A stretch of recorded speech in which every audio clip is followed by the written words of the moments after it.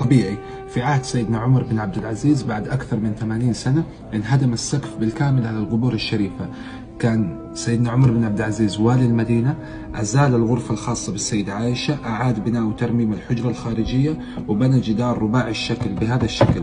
طبعا هذا الجدار يحيط بالقبور من الأربع جهات بالكامل، وميزة هذا الجدار إنه جدار مصمت، يعني ما في أي منفذ للداخل، ما يستطيع أي إنسان الوصول للقبر الشريف. عاد بعد فترة سيدنا عمر بن عبد العزيز وقام بالتقوية لسقف الحوش الخارجي اللي هو أسفل هذا السقف يوجد القبر الشريف للنبي صلى الله عليه وسلم.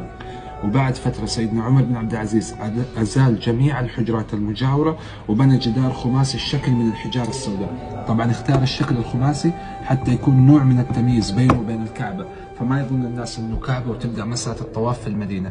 بعد أكثر من 500 سنة في عهد المماليك السلطان محمد بن قلاوون الصالحي بنى قبة صغيرة من الخشب على الجدار الأول من الداخل. كانت هذه القبة تساعد في تصريف مياه الأمطار، وأيضا قام المماليك بعمل دعامة خارجية للجدار الخماسي بهذا الشكل. هذه الدعامة الخارجية اللي تحيط بالجدار الخماسي، وهذه هي الستارة اللي نشوفها حاليا من الداخل اللي تحمل كتابة لا إله إلا الله محمد رسول الله.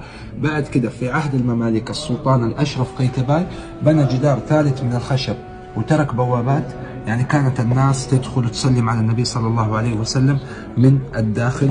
طبعا بعد ذلك في عهد الدولة السعودية قاموا بعمل ترميم كامل للجزء الخارجي بالكامل وترميم للأجزاء الموجودة في الداخل ما دون الجدار الثاني، وهذا هو الشكل الحالي اللي نشوف عليه المقصورة الشريفة في المسجد النبوي الشريف. بالنسبة للأخوان في الزيارة بيكون مرور الأخوان من الأمام من هذا الجهة، من هنا بيتم السلام على النبي صلى الله عليه وسلم.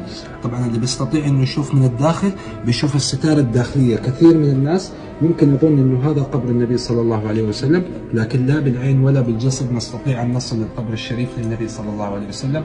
بعد ذلك تم بناء القبة الخضراء على سقف المجسم بالكامل، فالقبة الخضراء تغطي ما يوجد تحتها بالكامل من قبة صغيرة موجودة لا زالت من الأسفل. صلى الله عليه وسلم.